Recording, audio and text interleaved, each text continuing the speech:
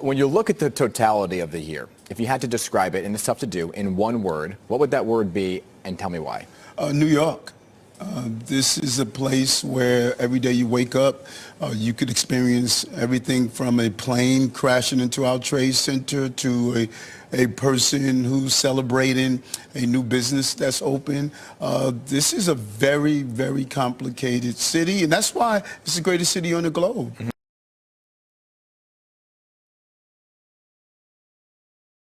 He did not just say that, did he?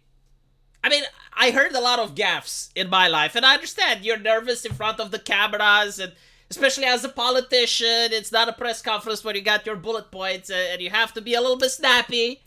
You got to use your mind a little bit. Did he actually say that the New York is the best city because World Trade Center? Is that? Did I hear it correctly? And I know, like, there's an army of people, like, defending him in the comment section and saying, well, actually, he was talking about extremes. Like, he was saying this is such an exciting city because you have extreme. Were there extremes, though? That's even more interesting. Because I do understand, yes, like, planes flying into buildings, it's an extreme. No, I get it, horrible. I do agree, and it's an extreme. But someone opening a business is not an extreme. Like, someone opening a business is something normal. It happens everywhere around the fucking planet. Or maybe are you suggesting that someone opening a business under Democrat occupation is extreme? And we should look at it as, the opposite of planes and buildings. Is that what we're saying? Is it astonishing? Like, why do you want to go to New York? Well, people open businesses there. What, under the Democrats? No, I don't believe it. Yeah, look, that business, it just opened. Let me see. I gotta see for my... It's there. If I close my eyes for 3 seconds, when I open it again, is it still there? Oh my God, it's still there. Yes, it's true. Someone opened a business. Where? In New York. Moving past the fact that if you want to promote your city, and this is what you have to promote it with, I would find a little bit of a problem. Now, if it's just like some random bloke that has like a take about his city, that's one thing.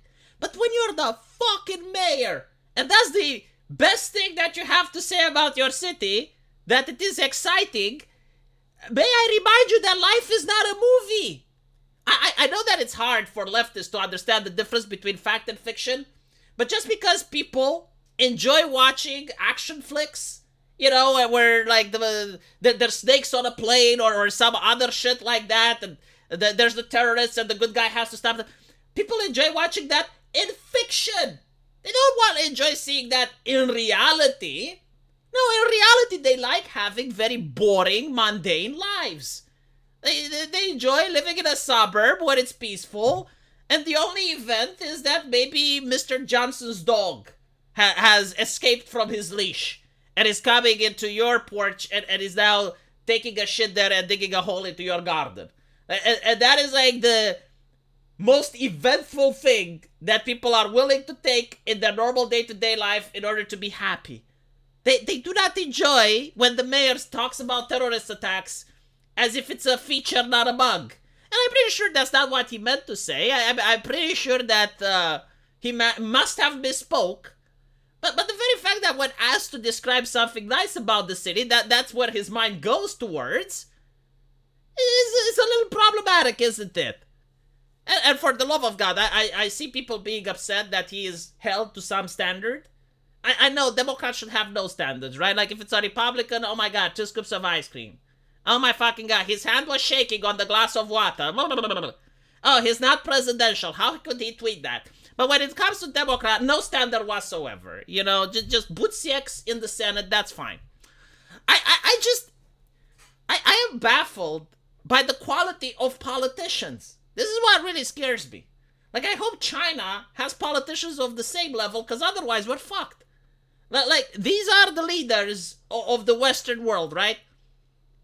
And when you hear them talk, they make you believe in Jesus. Because you have to cross yourself like, Jesus fucking Christ, did he actually say that? Holy shit, Jesus, sweet Mary, protect me. Protect me from my friends and allies, because, like, am I wrong, though? Am I out of line here? Like, should there not be more things demanded, because at the end of the day, like, this is the problem. It's not what he said. Like, I'm not offended. But it's like, imagine the level of politician that is not capable of talking without embarrassing themselves and making gaffes at this level. When's the last time I heard a Republican make a gaffe? It was Sarah Palin, wasn't it? And when you actually listen to what Sarah Palin said, it wasn't that big of a gaffe. It's usually the media was hyper-exaggerating her gaffes. But now I have to look at the American president, and he's a fucking gaffe machine. And everything around him is like clown world. They really didn't like that expression. They said it's like a far-right dog whistle. But like, I'm sorry, when you have boot sex in the Senate, what more can I say? Fucking satanic statues. People stealing women's underwear. Mayors saying that the good thing about their city is because it's exciting. You get to experience terrorist attacks in your neighborhood. I don't know, like, what is going on? And the year is not over yet. Like, this is the hilarious part, okay? The year is not over yet. We're still having a couple more days from December. So there is rooms for more gaffes. Holy shit, I'm so glad I don't do this Weekend Stupid anymore, because I would become stupid. Like imagine having to make a segment when I cover these things.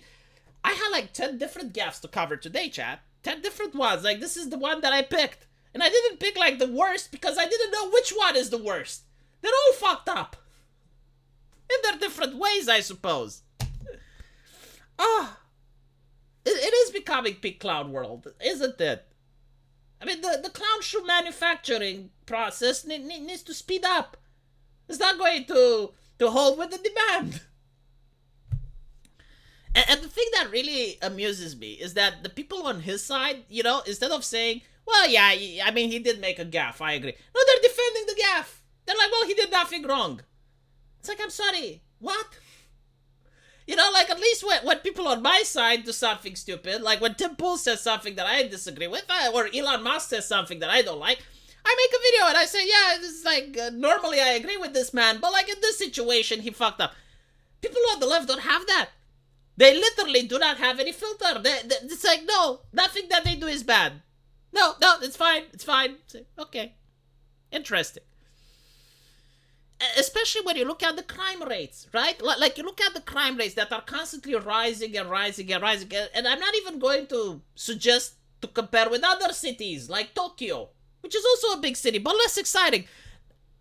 I'm comparing it with what it was 10 years ago, right? Like, if the politicians are pretending that it's a feature and excitement is a great thing, and the best thing that can happen in New York is to see a new business opening, what left is there to discuss?